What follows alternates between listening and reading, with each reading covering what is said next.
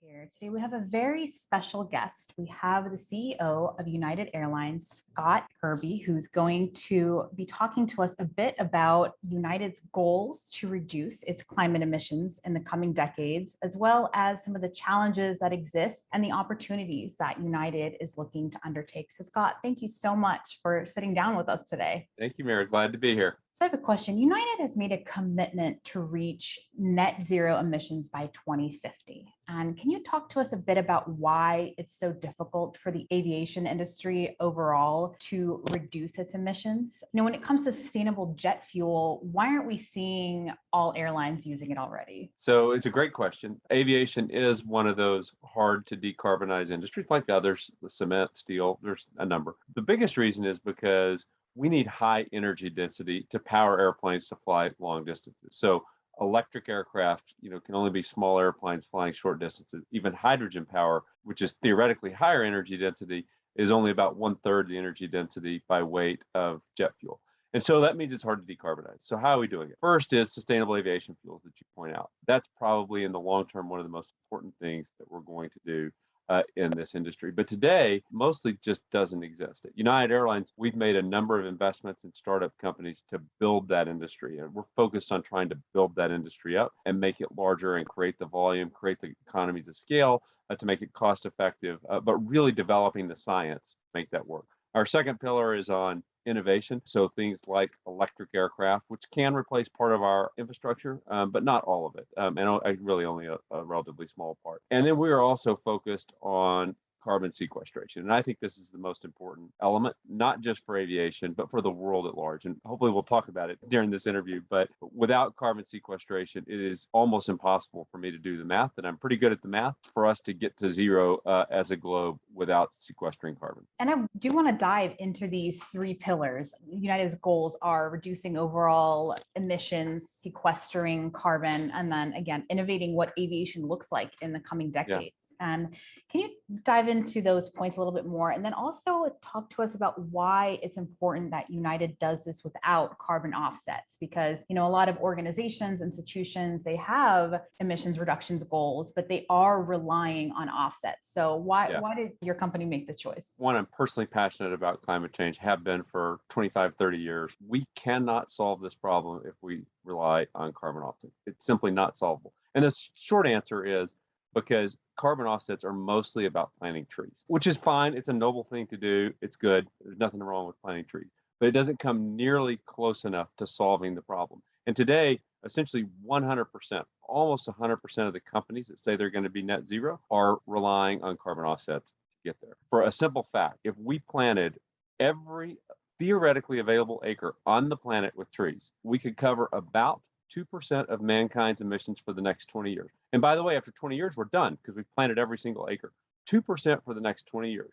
When 100% of the companies are relying on that tiny, tiny, tiny drop in the bucket and they're not doing anything else, that's why we're not going to solve the problem. And if there's any message for people to take away is we have to stop greenwashing. We have to stop relying on carbon offsets, because if we do that, and if everyone is doing that, we will never come close to solving the climate change problem. And that's why carbon sequestration, which is real, really takes carbon out of the atmosphere, permanently stores it underground for millions of years. And I had a chance to talk to your team a bit ahead of our interview about the sequestration projects that United is working with. Can you tell us a little bit about them? Yeah, so we're a partner with Occidental and 1.5.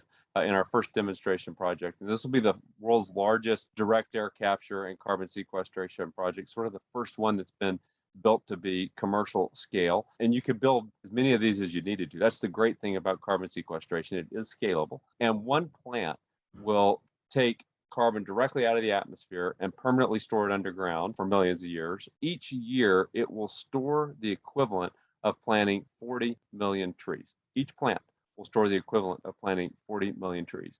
And unlike planting trees, we can essentially do this, we can scale it to as much as we need it to be across the globe.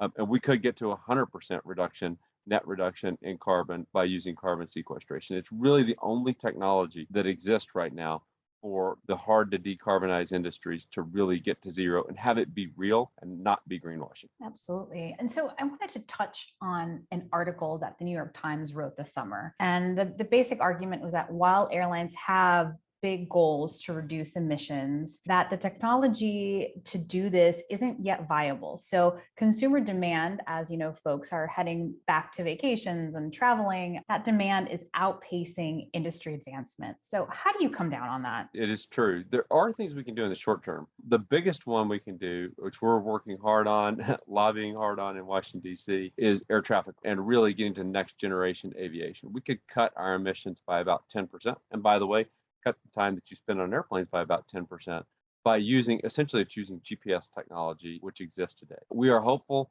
that some of the equipage issues will be in the reconciliation bill, making sure all airplanes are equipped so we can all use that. And our fingers are crossed that we can move forward on that. That's some of the lowest hanging fruit that's available. The second big pillar is sustainable aviation fuel. And that is creating aviation fuel out of waste product. At United Airlines, we have two investments as examples. One uses solid waste, so municipal waste, before it goes to the dump. It goes through, extracts the carbon, and creates fuel. That, by the way, also reduces methane leaks, which is another big source of global emissions from waste dumps. But the challenge there is, each one of those are small on their own. And so we need a lot of them, and we need investment to scale them up. The reconciliation bill, there's also a bill in Congress that's been put forward to support that industry. It's a lot like 20 years ago, if you were talking about wind and solar, people said it'll never be economic, it can never compete with coal. Today, it is cheaper almost everywhere in the world to produce a megawatt of electricity from wind or solar than it is from coal or natural gas. The same thing can happen with sustainable aviation fuel. We need government support to give certainty to investors over the long term that they can build the industry up, have time to build the industry up, and create sustainable aviation fuel. But that's the other big one that's going to happen, but it's not going to happen overnight. Touch on that point a little bit. Here in Washington, D.C., we really are in the midst of these conversations about how we're going to spend on infrastructure and climate action. So how can public policy and federal dollars support airlines making the switch to sustainable jet fuel and to more advanced aviation that slashes emissions? Well, two of the biggest things are the ones I've already talked about, which are sustainable aviation fuel credits. Those, much like wind and solar had credits early on, those can eventually decline and go to zero. But what that does is create certainty, because these are 20, 30-year investments, certainty that there's going to be time to pay back, and it drives the investment dollars. What we need right now is the research and development investment dollars to commercialize those and build economies of scale. That's one. A second big one is the equipage issues around the next generation air traffic control. Larger than that, I would say that for the whole economy, not just for aviation, but for the globe, I hope that someday we will get to the easiest answer, which is simply put a price on carbon. If we put a price on carbon, then private enterprise is going to figure it out because we will be economically motivated to do that. And I recognize some of the challenges with that, but a price on carbon is the easiest and simplest way. If we do that, your ticket prices would be a little higher, but they should be a little higher because it would count for the emissions that are coming out of the airplane. And if we do that, it drives the economic incentives to create sustainable aviation fuel.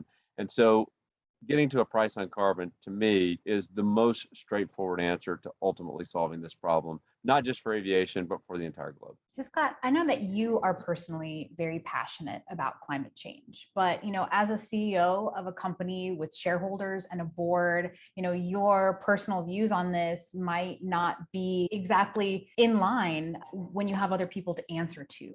So how have you as CEO been able to bring your board along, your shareholders and other United stakeholders to kind of share in this vision of really moving toward aggressive climate action to slash emissions? I start from a perspective of doing the right thing is what you're supposed to do, regardless of the impact everywhere else.